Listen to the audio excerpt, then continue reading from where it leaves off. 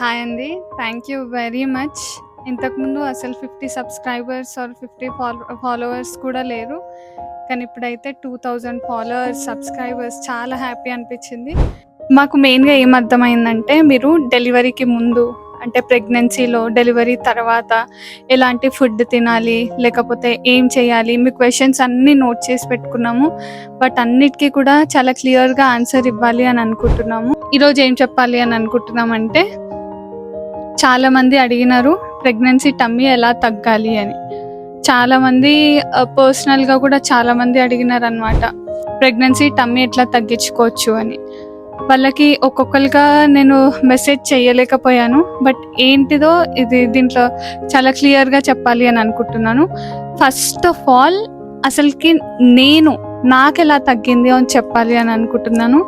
And తర్వాత నిజంగా ఏం పాసిబుల్ వేస్, ప్రెగ్నెన్సీ టమ్మీ తగ్గడానికి పాసిబుల్ వేస్ ఏమేమి ఉన్నాయో అవన్నీ కూడా చెప్పాలి అని అనుకుంటున్నాను.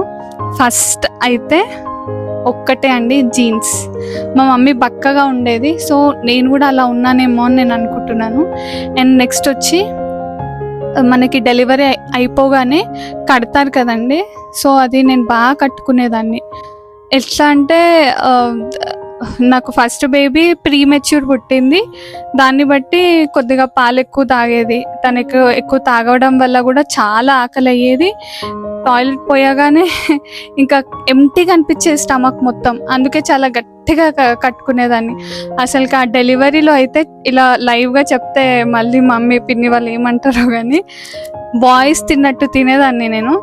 అయినా కూడా ఇలా కట్టుకోవడం వల్ల మరి అది రెడ్యూస్ అయింది అని నేను అనుకుంటున్నాను. చాలా అంటే అత్తమ్మ వాళ్ళ ఇంటికి వెళ్ళే వరకు కూడా నేను అది కట్టుకొనే ఉన్నాను.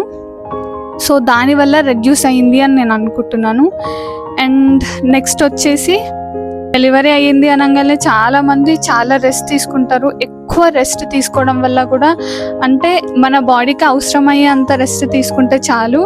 ఇంకా మిగతాది మనం యాక్టివ్గా ఉండి మన పనులు మనం చేసుకున్నాం అనుకో, నాకు తెలిసి టమ్మీ చాలా తొందరగానే తగ్గిపోతుంది. ఎవరి పనులు, ఇప్పుడు ఇంట్లో పనులు కానీ ఏవైనా కూడా ఎక్కువ చెయ్యాలా అట్లా కాకుండా అన్ని పనులు మనవే అని చాలా యాక్టివ్గా ఉన్నాం అనుకో, కంపల్సరీ బెల్లి అనేది చాలా తొందరగానే తగ్గిపోతుంది. అండ్ ఇంకొకటి వచ్చేసి, నేను బయట ఫుడ్ అస్సలు అంటే ఇంట్లోవే తింటాను. బయట ఫుడ్ తినే అలవాటు లేదు. తీసుకున్నా కూడా అది నేను అంత ఇష్టంతో తినను. సో దానివల్ల కూడా నాకు టమ్మీ అంత లేదు అని నేను అనుకుంటున్నాను. ఇది నా జర్నీ అనమాట. అండ్ ఇప్పుడు వచ్చేసి నిజంగా మనకి ఆ టమ్మీ ఎట్లా తగ్గించుకోవాలో దీంట్లో చెప్పాలి అనుకుంటున్నా. ఫస్ట్ అయితే బెల్ట్ అండి. బెల్ట్ కొందరు అనుకుంటారు మీకు నార్మల్ డెలివరీ అయింది కదా అందుకే కట్టుకుంటున్నారు, సిజరీన్ అయితే కట్టుకోలేరు కదా అని అనుకుంటారు.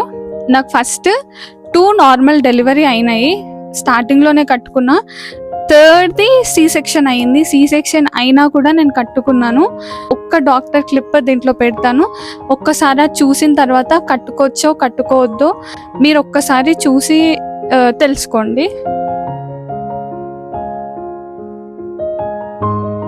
దీనివల్ల మీకు ఏమర్థమవుతుంది అంటే, సి సెక్షన్ అయిన వాళ్ళు కూడా ఒక ఫస్ట్ డేనే కాకుండా ఒక 7 days తర్వాత కరెక్ట్ స్టిచ్చెస్ ఎక్కడ అయితే ఉన్నాయో అక్కడ టైట్గా కట్టుకుంటే ఫ్యూచర్లో హెర్నియాస్ రాకుండా ఉంటుందంట. సో ఇది ఎంతైనా చాలా యూజ్.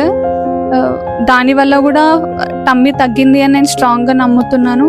సో ఎవరైనా సి సెక్షన్, నాకు సి సెక్షన్ అయింది సో నేను కట్టుకోలేను అని అనుకుంటే ఒక్కసారి ట్రై చేసి చూడండి, దీనివల్ల కూడా తగ్గుతుందేమో అని నేను అనుకుంటున్నాను.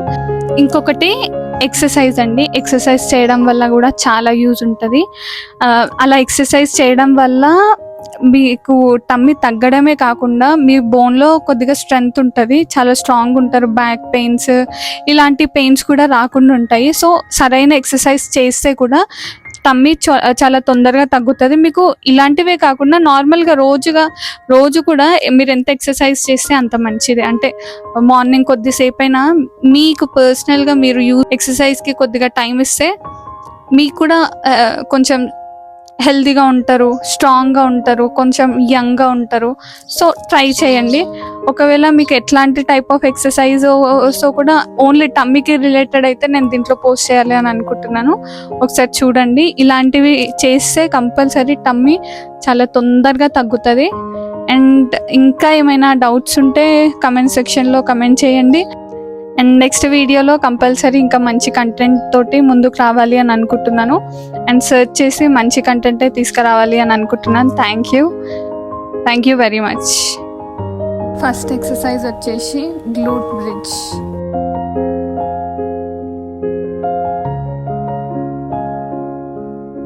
సెకండ్ది వచ్చేసరికి టో ట్యాప్స్. అవి మజిల్ స్ట్రెంథెన్ కావడానికి యూజ్ అవుతాయి. థర్డ్ వచ్చేసరికి హీల్ స్లైడ్స్. ఇలా చేస్తే టమ్మీ తగ్గడమే కాకుండా మనం కూడా చాలా ఎనర్జెటిక్గా కనిపిస్తాము. ఇది స్టార్టింగ్లో చాలా కష్టంగానే అనిపిస్తుంది, కానీ తర్వాత అలవాటు అయిపోయింది.